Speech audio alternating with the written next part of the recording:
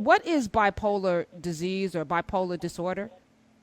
So we all know what depression looks like. I think most of us feel pretty comfortable with that. So people who have bipolar disorder have depressive episodes. So they have these episodes that last an extended period of time where they're depressed.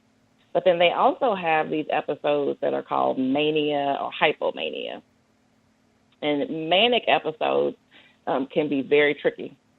And I think that's exactly what Kim Kardashian West was alluding to when she talked about the complexity of the disorder. So mania is a distinct period of time. It's not who they are most of the time, but when they're manic, people have tons of energy. The predominating mood state is either euphoria, and I mean like not just I'm in a good mood, like euphoria. If I didn't know you, I'd question if you were on drugs or not euphoria.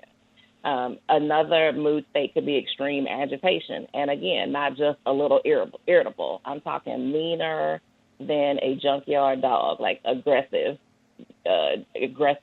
agitated. So that's the predominating mood state. And then they tend to have tons of energy. These people during their manic state can sometimes take on extra activities and projects. So I've seen people start businesses during manic episodes. I've seen people develop elaborate plans for things. And a lot of times those plans don't make sense to anybody but them because they're in that state, right? So lots of activities and projects. I've seen people redecorate their whole home just during a manic episode, but they can also be pretty easily distracted. So they may not finish the project. So some of these people are going to be all in on the project and see it through. And some are going to hop from thing to thing, and they're going to appear to be all over the place. A lot of times they don't need as much sleep because they have lots of energy, things to get done, and sleep is not on the schedule. They can also sometimes engage in risky behavior without a lot of consequences as to what can happen because of this behavior. So driving faster, increased spending. I've seen people go into massive amounts of debt during manic episodes, purchasing things that were way outside of their financial lane, so to speak. And then when they had to come back around and deal with the consequences, it's led to bankruptcy, it's led to loss of their home, it's led to lots and lots of issues. Sometimes we'll see increased sex drive. And that may even lead somebody to the point of promiscuity because their sex drive is so high, their partner can't keep up. So either maybe they don't have a partner, and so they're just out there doing whatever. Gambling, partying, drugs. So maybe somebody who doesn't usually use drugs or party a lot or gamble, all of a sudden they go on these binges of these things, and it doesn't make a lot of sense. Grandiose thinking is a potential symptom of mania. I think we've seen a lot of that recently.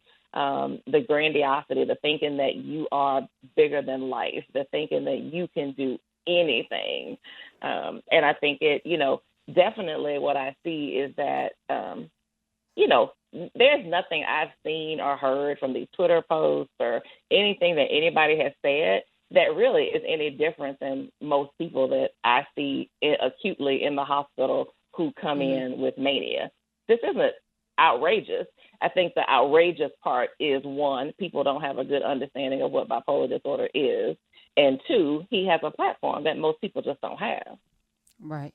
We're talking with Dr. Nicole Washington. The number here is 866-801-8255. Growing up, that was called manic depression.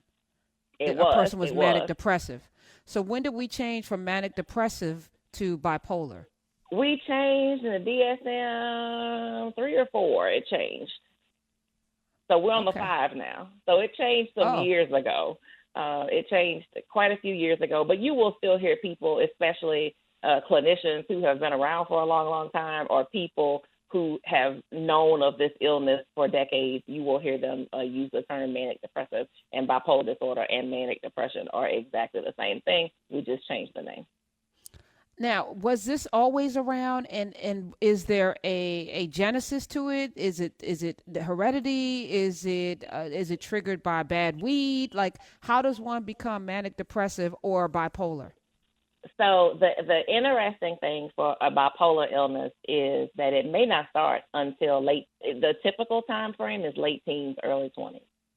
So the textbook presentation we'll see is a kid who goes off to college, and then all of a sudden that kid, maybe has their first test block where they're not sleeping well, or they're, drinking, or they're just not taking care of themselves because they're 18 and on their own for the first time, and we'll see them have what we call their first break or their first manic episode. And so we'll see it a lot in that setting.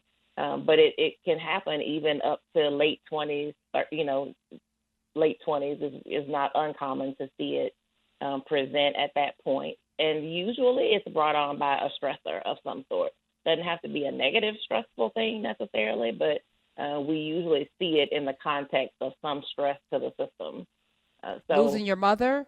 Losing your mother could be something? Losing your mother could definitely be something that would trigger. The other thing you don't know is sometimes people have power over us. So, we don't know if he didn't have these symptoms before and his mom was able to kind of keep him on the right track. And with her passing, there was nobody else that filled that void, right? So it is possible that was the stressor, right, that tipped him over the end. But it is also possible that this was already present and that she had, an ability to kind of wrangle him and keep things together. And then when she was gone, nobody did that. And I've seen that also in there being, a mother who is very close to the person or somebody who they trust and they will listen to. And then when that person's gone, there's nobody else to fill that. So you can talk somebody down from a manic episode if you have their trust? You can't talk that you probably are not going to be able to talk them down when they are in a severe episode. But so mania and depression are not constant states. People can go months, they can go years without an episode of either. And then they may have an episode.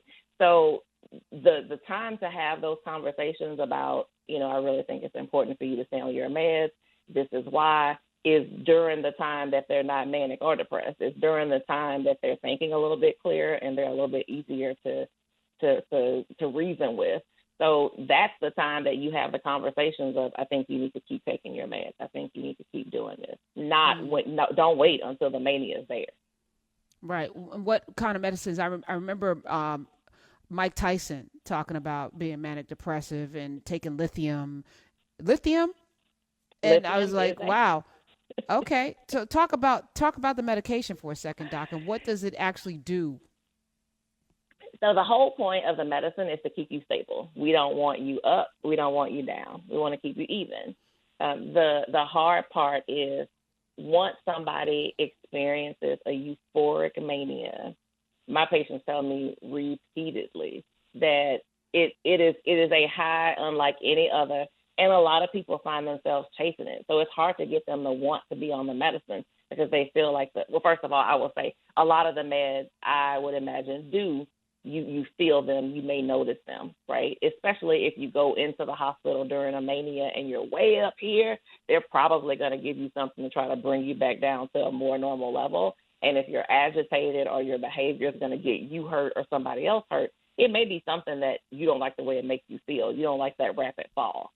So you leave that setting with that bad taste in your mouth, or you take a medicine and maybe you're giving too much or too fast, or you just don't tolerate it, and you're left with this feeling of, man, but I felt so much better when I was manic. Like, man, I was getting all this stuff done. I felt good. And you believe that you were getting a lot of stuff done, and you were. It just isn't always productive stuff. So you can't see that. So the medicine is meant to keep you in the middle, even, normal mood. Happy when you're supposed to be, sad when you're supposed to be, angry when you're supposed to be, but not an extreme of either. So drugs like lithium, some of the seizure medications like Depakote, valproic acid, lamotrigine, also known as Lamictal. So some of the seizure medications we use for bipolar disorder. And then sometimes we use the medications that are categorized as antipsychotics. And those may be some of the things you see commercials for on TV, like Latuda or lorazepam, it's called, aripiprazole, known as Abilify. So you'll see these commercials and for bipolar disorder agents. And so sometimes those are some of the things that we'll also be using to try to get people down. And some people, when they're manic, they can experience full on psychosis. They can hear voices, they can have delusional thoughts, so those medications are extremely helpful because they can help them kind of come back to reality a little bit quicker. We're talking with Dr. Nicole Washington. What about natural remedies? Because I'm big on that. Is there a cannabinoid, thing that can help level you? Is there some sort of meditation? Are there oils? Is there a yoga class that could, like if you do these things regularly, breathing exercises that could help, Dr. Nicole? So the biggest thing about bipolar disorder is as much as you can take care of yourself when you're not in a manic or depressive state, the better off you will be in the long run. So if we can prevent those states from happening, if we can, take care of our bodies, so yoga and exercising regularly and healthy diet, and a lot of people like to take, fish oil and supplements like that. We don't have enough. We don't have any natural things that will help bring you down out of a manic episode. But people do use, those kinds of remedies and activities to engage in during their normal mood state to try to prevent themselves. So making sure you get enough sleep. Sleep is extremely important to people who have bipolar disorder. They need sleep. So the medicine that people are on, you say take your meds, it's for your lifetime?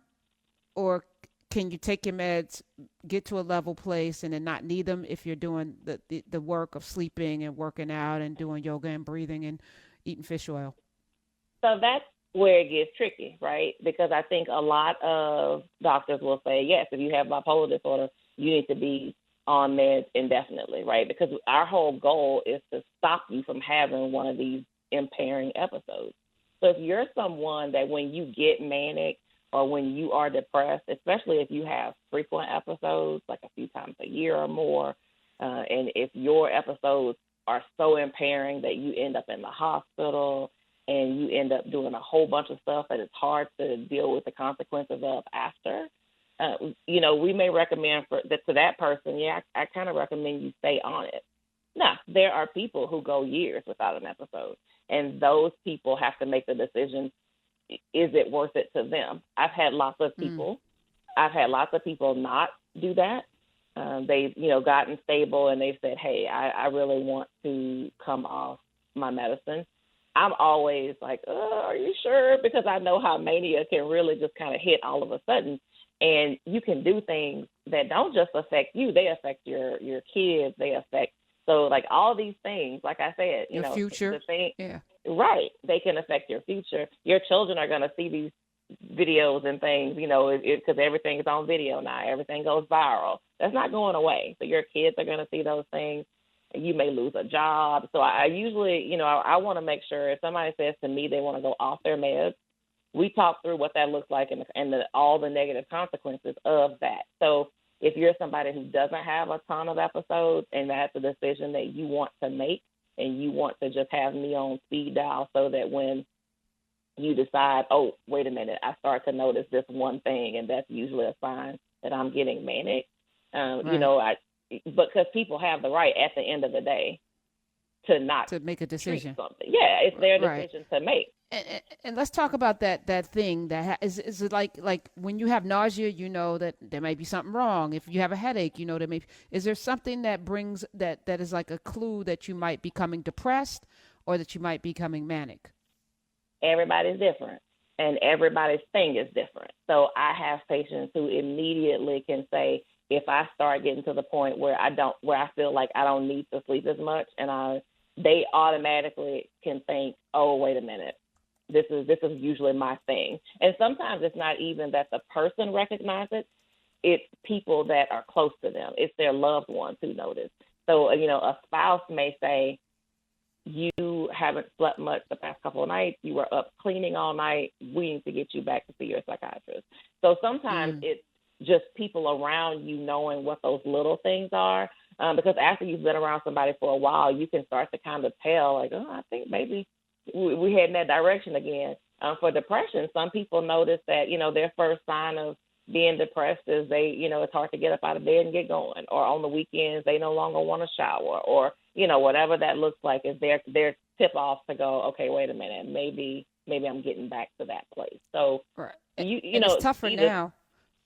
It's tougher Mhm. now because a lot of people are quarantined by themselves, so nobody's there to monitor what's happening with them. So, do you recommend that people check in with somebody every day? Like there's people that I call every single day just to make sure they're okay.